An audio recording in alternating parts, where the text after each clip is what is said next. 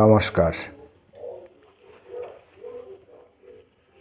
গতকাল Bardhaman little magazine মেলায় গিয়েছিলাম।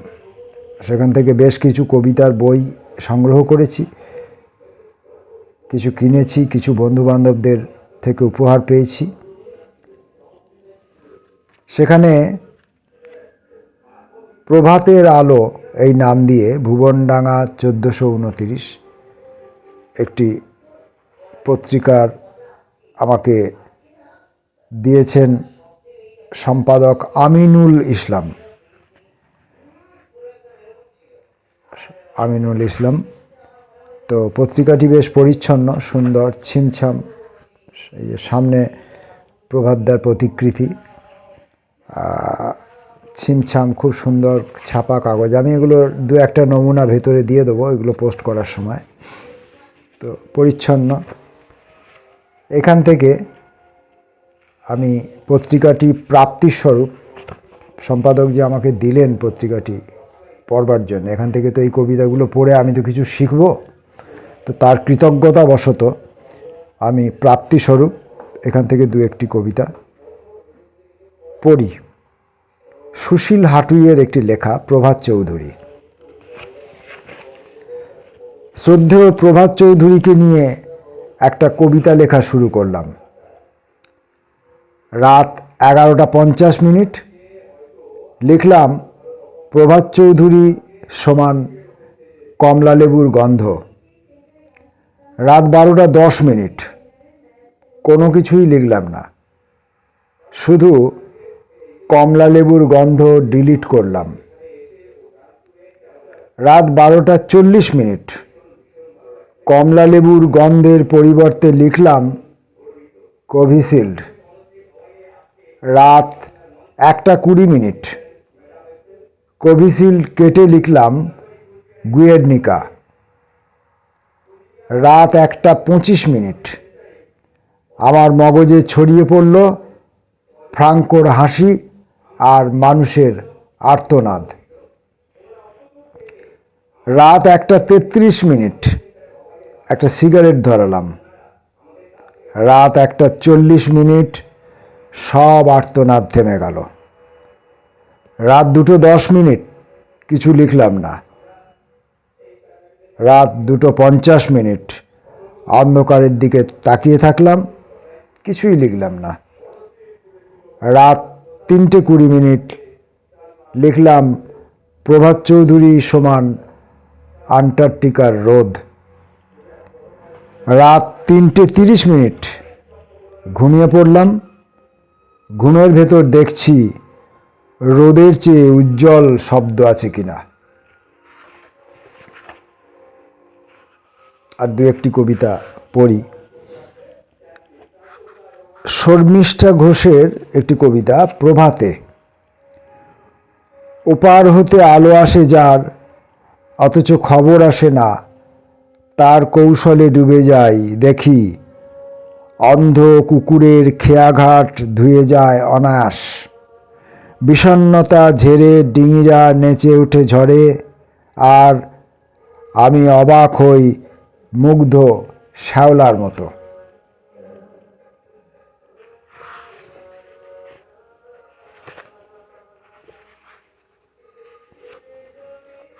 জ্যোতির্ময় মুখোপাধ্যায়ের একটি কবিতা, এবং শ্বাসের সঙ্গে টেনে নিলাম কিছু রোদের নরম। ব্যাপারটা আশ্চর্যই করেছে আমাকে। সকাল বলতে আমার কাছে অনেক বেলা, ঘুমাতে যাওয়া। আজ সকালের মৃদু জানাচ্ছে আমাকে নিজেকে অবাক করার অনেক কিছুই আছে, অনেক অকারণ, শুধু খুঁজে নিতে হবে। সকাল বলতে আমার কাছে অনেক বেলা, ঘুমাতে যাওয়া। আজ সকালের মৃদু জানাচ্ছে আমাকে নিজেকে অবাক করার অনেক কিছুই আছে, অনেক অকারণ, শুধু খুঁজে নিতে হবে।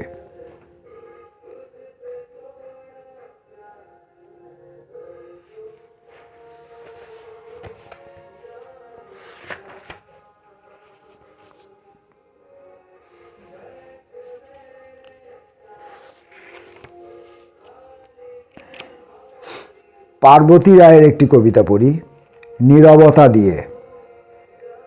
সেই আন্তরিকতার কথা কাকে বলি, সেই আশ্চর্য আলোর কথা কাকে বলি, সেই অদম্য মানসিকতার কথা কাকে বলি। শুধু নীরবতা দিয়ে রেখেছি অন্তরে। প্রতিটি অন্ধকার রাত্রি পেরিয়ে পেরিয়ে আপনি আসেন কবিতার কাছে, কবিতার পাশে। কবিতাটির নাম ছিল নীরবতা দিয়ে, পার্বতী রায়ের কবিতা।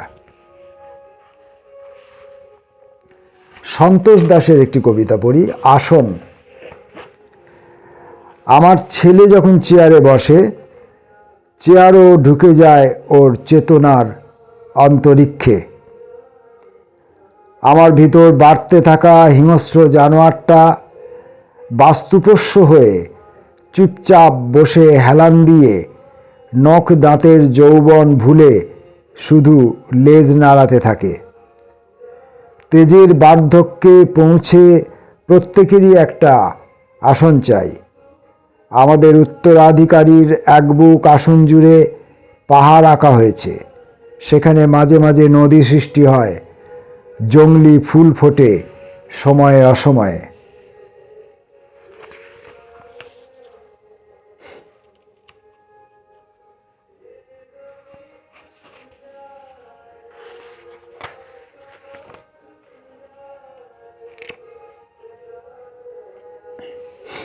পৃথা চট্টোপাধ্যায়ের কবিতাটি পড়ি, হৃদয় জুড়ে এক ছায়া মানুষ। একজন পরিব্রাজক কবিকে পছন্দের তালিকাভুক্ত করে 16ই জুনের সন্ধ্যায় লিখতে বসেছি কবিতা। আজ তোমার না থাকার বেদনার মতোই সারাদিন ছিল মেঘলা আকাশ। রূপটপে ফুটেছে নিশিপদ্ম শহরে, গ্রামে, রাজপথে, অথবা সেই খুব পরিচিত গলিতে। কোথাও কোনো পরিবর্তন ঘটেনি। টিভিতে সেই রাজনীতির কচকচি অদ্ভুতভাবে ক্ষয়ে যাচ্ছে সময়। ঘরের আনাচে কানাচে মাকড়সাদের জাল বোনা অব্যাহত। শুধু হৃদয় জুড়ে এক ছায়া মানুষ সারাদিন ঘুরছে তার ম্যাজিক আই। ক্রমশ মিশে একাকার সে বলগা হরিণের দলে।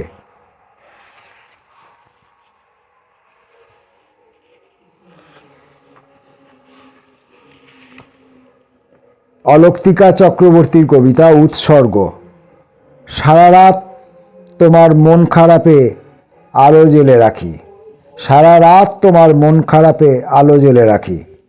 বসে থাকা সময়ে নির্মাণ করি ফুলের জলসা। হাসি রাশি কথারা শুধু লগ্ন বয়ে নিয়ে যায় সন্ধ্যা তারাটির সাথে সাথে। নিশ্চুপ এক সৌধ ব্যাখ্যাতীত গালে হাত মুছিয়ে দিতে থাকে যাবতীয় অশ্রুবোধ। এই আমিটুকু জুড়ে যাবৎ ফুলেল অনুষঙ্গ উঠে আসতে চায়। আসঙ্গ লিপ্সার ঝড় জলের পথ পেরিয়ে ওই অমল রোদে সব কটা ভোর তোমায় উৎসর্গ করব বলে।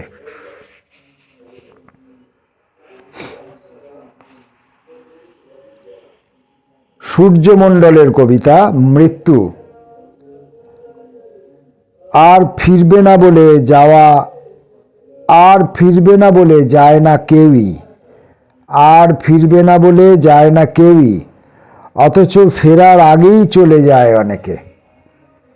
তখন চারিভিতে হাহাকার, তখন চারিভিতে প্রখর শোকভূমি।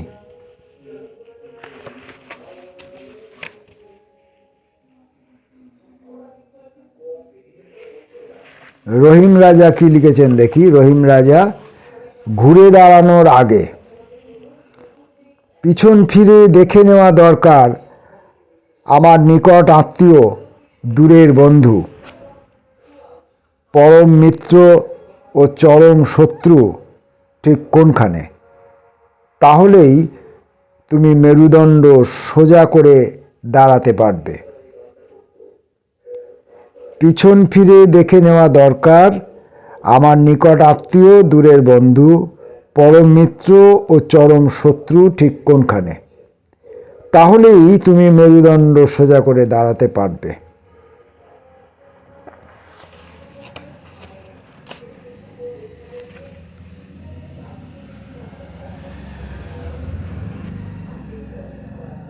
মালা ঘোষ মিত্র, সাঁকো।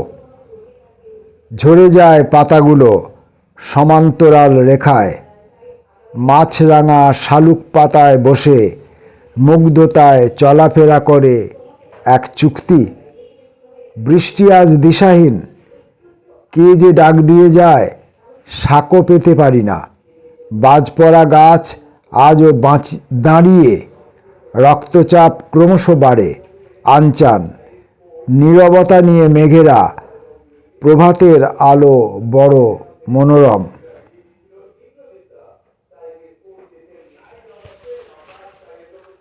শুধু পড়া। বন্যা লোহার, কবিতার নাম ওম। শব্দবিহীন জনপথের স্বপ্নবিহীন রাত, সঘন ঘুমের পাশে জোনাকি ঝাঁকের অস্থির ঝুঁকে থাকা। গৃহ বলতে এর চেয়ে বেশি কিছু নয়, মৃত্যু বলতে এর চেয়ে বেশি কিছু নয়।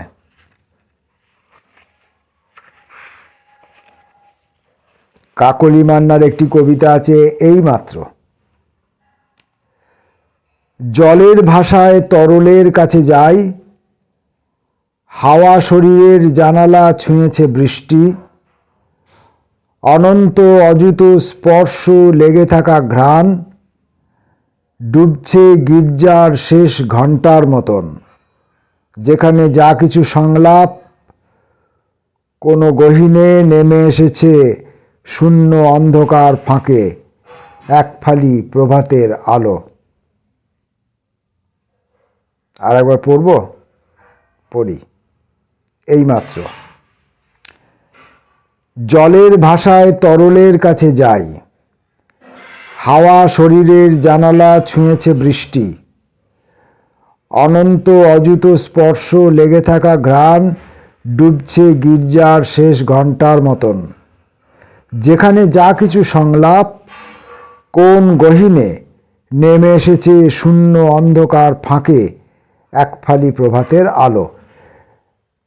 বর্তমান বানানের নিয়ম অনুযায়ী এটাকে কোন বলাই উচিত, কোনো হবে না, কোন গহীনে। বর্তমান বানান পদ্ধতিতে যা তাতে করে, অতএব আমি কোন গহীন, প্রথমে কোনো গহীন পড়েছিলাম, কোন গহীনে। এইসব ক্ষেত্রে এই আধুনিক কবিতাতে যেহেতু পাংচুয়েশন আমরা তুলে দিচ্ছি, তাই পাংচুয়েশনের কাজটা আমার পংক্তি বিন্যাস, আমার বাক্য বিন্যাস, আমার শব্দ প্রয়োগের মধ্যেই করে ফেলতে হবে। নচেত যিনি পাঠক তার কোথাও গিয়ে একটু অসুবিধা হতে পারে, বা তাকে দুবার তিনবার চারবার পড়ে তবে তাকে একটা সিদ্ধান্তে পৌঁছাতে হবে। এরকম অনেক কবিতা পড়তে গিয়েই আমার নিজেরই এই ধরনের অসুবিধা হচ্ছে। আমি সাধারণ যারা কবিতা সঙ্গে অতটা ওঠা বসা করেন না তাদের ক্ষেত্রে অসুবিধাটা হবে, আমি এটা অনুমান করছি। তো সেই জন্যে আমার পাংচুয়েশনটা আমি যেটা মনে করছি, আমি ভুলও বলতে পারি, আমার সঙ্গে কেউ একমত নাই হতে পারেন। আমার কবিতায় যে পাংচুয়েশনটা আমার লেখাটি ডিমান্ড করছে, আমি যদি পাংচুয়েশন ব্যবহার না করি তাহলে আমার শব্দ প্রয়োগ, বাক্য বিন্যাস, আমি যেভাবে পংক্তি সাজাচ্ছি তার মধ্যে দরকার পড়লে প্রয়োজনীয় স্পেস ব্যবহার করে আমাকে সেই পাংচুয়েশনটাকে বুঝিয়ে দিতে হবে পাঠককে বা শ্রোতাকে। এটা আমার মনে হচ্ছে, আমি পরামর্শ দিলাম না, আমি নিজেকে নিজে বললাম, আমি নিজেকে নিজে বোঝালাম। আচ্ছা, আর একটি কবিতা পড়বো, দেখি কার কবিতা চোখে লেগে যায় হট করে। আমার তো এগুলো আগে কোনোটাই পড়া নেই, আমি পাতা উল্টাচ্ছি আর পড়ছি, আর একটা পত্রিকা থেকে এতগুলো কবিতা পড়তেও পারবো না, তাই যেটা চোখে আসছে সেটাই পড়ছি। আচ্ছা, গোলাম রসুলের কবিতাটা পড়ি, মেঘাচ্ছন্ন নিঃসঙ্গতা। এটাই আজকের মতো, এটাই শেষ কবিতা। মেঘাচ্ছন্ন নিঃসঙ্গতা। রাত্রির তলায় যেখানে তালা দেওয়া আছে, শত্রুরা ঘুমিয়ে পড়েছে। তাদের বন্দুকের আওয়াজগুলো শিশুদের পাহারা দিচ্ছে, যেগুলো ফায়ার হয়েও গুলিবিদ্ধ করেনি কাউকে। শিশুরা ভয়ে চাঁদ আঁকছিল, ওদের আঁকা দিয়ে রক্ত পড়ছিল। মসজিদের নির্বোধ মিনারগুলো প্রতিরক্ষার কাজ করছে। বেহালা বাজিয়ে কেউ সরিয়ে দিচ্ছে পোকাগুলো। মাতাল কোনো দূরের ফেনায় ঝিকিমিকি করছে নক্ষত্ররা। মৃত্যুর আগের মুহূর্তে যখন মহাবিশ্ব পায়ে থাকে, তেমন করে আছি আমরা। আমারও চোখ বন্ধ, শোনা যাচ্ছিল বৃষ্টি পড়ছে। আমি তাড়াতাড়ি দেখে নিচ্ছিলাম সৈনিকদের মেঘাচ্ছন্ন নিঃসঙ্গতা। তোমরা কি কখনো মেঘের মরুভূমিতে গেছো? আমাদের শিশুরা এখন যেখানে বসবাস করছে।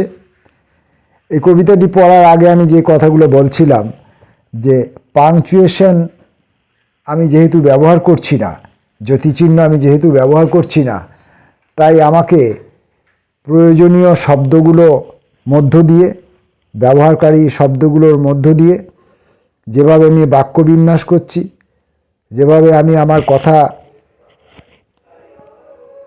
প্রয়োগ করছি বিভক্তি অব্যয় সহ, এবং তার মাঝখানে প্রয়োজনীয় স্পেস ব্যবহার করে আমাকে পাঠককে বা শ্রোতাকে আমার বক্তব্যটা ধরতে সাহায্য করতে হবে, যেটা আমি গোলাম রসুলের কবিতাটি পড়ার সময় যে সাহায্যটা আমি পেলাম।